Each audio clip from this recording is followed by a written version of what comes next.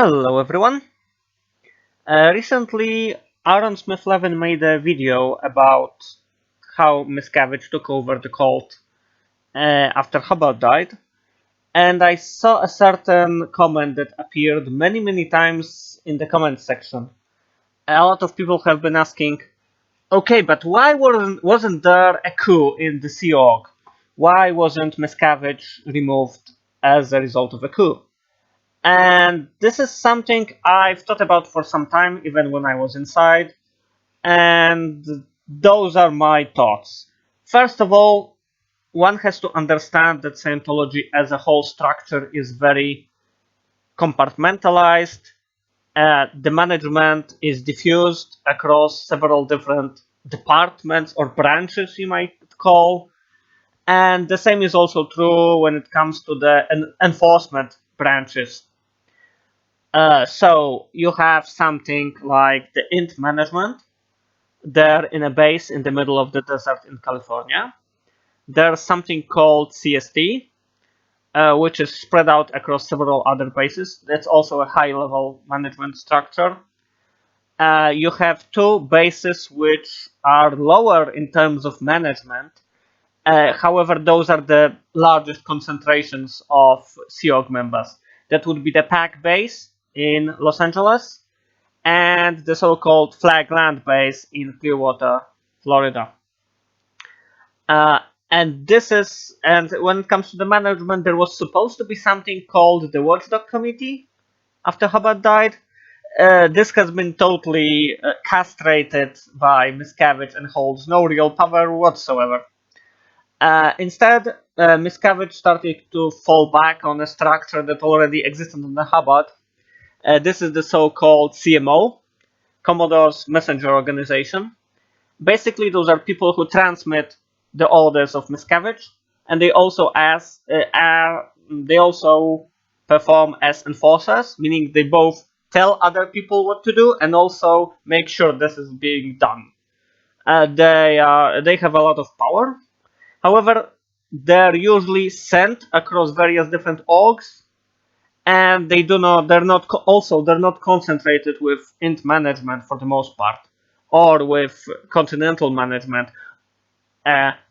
So in terms of management, most of the power is with Miscavige, and all the other branches that are used for him to be able to transmit this power are spread out all over the world. So this is one issue. When it comes to the enforcement agencies, let's call them, you have several of those, and they don't cooperate with one another very closely. In fact, it's quite the opposite. So one of them, the most infamous one, would be OSA, the Office of Special Affairs. This is what I would call Scientology's CIA. That's the secret police. That's the external threats division. That's the intelligence. This is what they do. Then you have security, which is exactly as it sounds. Those are the guards.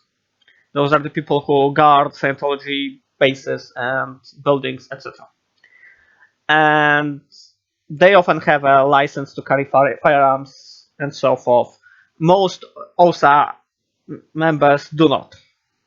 And that's usually irrelevant, but in terms of a coup, that might make a certain difference. Aside from security, something which acts as an enforcement agency, like I mentioned before, is the CMO. Another one would be the whole thing called ethics and the whole thing called investigations and reports. If I would have to say, ethics is a whole dimension within Scientology. It's basically the police. It's people who interrogate you to find out what you did wrong. Did you criticize the structure? Did you lie? Did you falsify your documentation? Did you falsify your stats, etc., etc.? Basically, this is the police. They interrogate you. They find out who did wrong, who lied, or who did things incorrectly inside the organization. And then you have something which is called ethics on the continental level, which would be something like the FBI. So basically, they are also the police, however, they're the centralized upper level escalations of Scientology police. This is where the more difficult cases go. Although I have to stress that as far as I know, and I was dealing with that, uh, ethics does not deal with crimes or misdemeanors done by celebrities or by very high-ranking members of Scientology. That would be people from Int. There was a person who was in charge of ethics when I was there. I wasn't at Int, but at the time when I was in the structure, there was a specific person posted at Int who was supposed to act as an ethics officer for Int. And as far as I know, her reach was very limited. She had much less power over it than an ethics officer would have over his own small org somewhere in Cincinnati.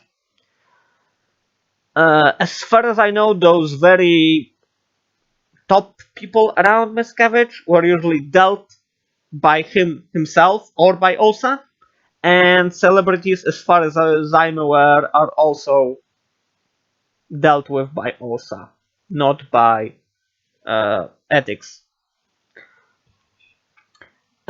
So as you see, both the management and the enforcement is really diffused into many different competing and disjointed branches and organizations within the whole structure of the church. And this is why a coup would be very difficult, because if it would be just one of those branches, for example, if only the CMO would conspire with one another to conduct a coup, there would still be all the other parts, RTC, CST, OSA, etc., that would be called upon to possibly stop them or reverse the coup. For a coup to be successful, you would have to have many different management and enforcement departments, or all collude with one another clandestinely, secretly, behind everyone's back for some time. And this is amazingly difficult because those departments, like I said, they're in different places. Communication within the group is controlled, it's monitored. There's very little trust between people within those various branches. OSA doesn't trust INV doesn't trust security, etc., etc., etc. CMO is universally hated by everyone. Uh, so not only is it difficult from a structural viewpoint for all of those people to basically orchestrate a coup jointly, and they cannot do it separately. It's also a mental problem because they do not trust each other and they do not like each other, and the whole structure is built in a way that they're competing against one another. They have overlapping areas of responsibility that create constant conflicts and tension, and this is one of the reasons why Scientology works so badly, because everyone is in competition and is having problems with one another, and there's very little communication and very little cooperation, which means everything goes really badly for the organization. However, this also makes a coup very difficult. So I think I've said everything I have to say about this issue, and I hope I made it clear to those people who are not super familiar with the structure and with the culture of the Sea Org. Thank you everyone for listening. Stay tuned, subscribe, comment, share a like. Have a good day.